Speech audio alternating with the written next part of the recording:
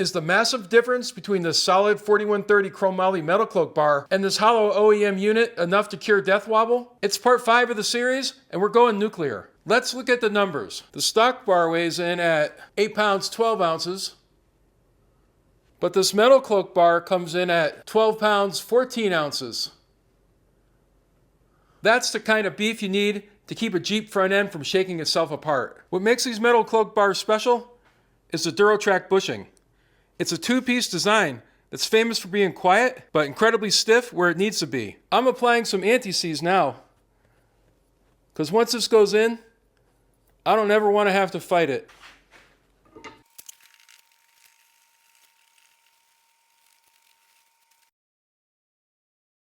A lot of guys guess at the length, but I'm matching the old bar to get close. I'll show you the Plumb trick to make sure the axle is perfectly centered under the frame. If you're off a little, a simple ratchet strap is your best friend. 33 3/4, 33 3/4. In my last video in this series, I installed the Steer Smart sector shaft and frame brace. If you want to see the video on installing that Steer Smart sector shaft brace, there should be a card appearing over my head. And since I'm replacing everything with the MetalCloak steering system, I already removed the OEM drag link. I'll be installing this RockSport steering stabilizer mount for the new steering stabilizer. This steering stabilizer mount has to be installed before we install the new MetalCloak track bar. I'm leaving the tie rod in until I install the new Durotrak heavy duty ball joints, but this OEM steering stabilizer can go. I already removed the bolts, so now I just have to take it out. So this bracket that held the steering stabilizer onto the axle looks like a nice heavy duty skid plate. I don't know if it's going to interfere with any of my new parts, but if it does, maybe I can grind this part off. We'll see what happens. This is our axle side track bar mount. We're going to add the new steering stabilizer relocation bracket right here. I'm going to take the MetalCloak provided bolt, which is a little longer than the standard bolt, the OEM bolt. I'm going to go ahead and bolt this bracket in, but we are going to use the OEM flag nut on the back. Well, MetalCloak said in the directions this was a 21, but it's really a 22. So I'm just going to snug it up so I can get this bracket nice and plumb and level, and then I'll drill the hole. I'm just going to eye this bracket up, make sure it's nice and plumb and level. Well, that looks pretty close, but I'm going to go ahead and just try to blast through with my 3/8. I'm going to get a little blue Loctite on this 14mm bolt. I didn't see any kind of torque spec for this bolt in the directions. We'll just make sure it's on there good and tight. The beauty of having an adjustable track bar is that you can center your body over your frame. I wanted to show you guys the Plumb method, but I couldn't find my Plumb, so I made up this level method. Let me know in the comments what you think. I figured the sway bar connect mounts were in the same place on either side of the axle. I used my level to plumb down from the side of the mount on both sides of the axle and made a pencil mark on the floor. Using the two marks, I measured in between with my stick rule, and then I found the center, and that would be the center of my axle. For my centerline marker on the floor, I plumbed up to the axle and found out that the center of my Dana 44 was the side of the differential housing. The center of my axle is right here where I'm pointing my finger. To find the center of the body, I measured in between the frame rails, and I split the difference and put this blue mark on the engine.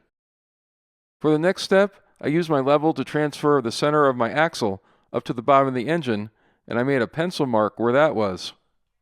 With the mark for the center of the body and the mark for the center of the axle on the engine, now I can measure in between them, and I know that my body needs to be pulled over 3/4 of an inch to get it centered on the axle. Let me know in the comments what you think. I'll find out how good I did when I take this Jeep to the alignment shop. Now it's time to get that MetalCloak track bar installed. What you're seeing here is the track bar mount on the frame side with the Steer Smart sector shaft brace installed around it. I left that Steer Smart supplied bolt installed when I tightened everything down, and now it's a little jammed in there. That's no problem. I'll just spin it out with the impact gun with a little help from this little pry bar. The holes in the sector shaft brace and the track bar mount weren't very well lined up. I thought it might be a problem when I went to install the track bar, so I thought I ought to do something about that. I don't want to fight that bolt when it's time to bolt up this track bar, so I'm going to use this ASS Reamer to clean up this hole a little bit.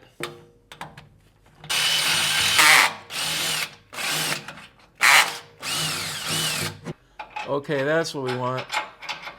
So we adjusted this bar on the bench to the OEM length. I have a ratchet strap ready so I can move the body over. My first attempt at installing this track bar wasn't very successful. The metal of the track bar mount underneath the Steer Smart's reinforcement was deformed and would not allow the bushing to go up inside where it needed to go.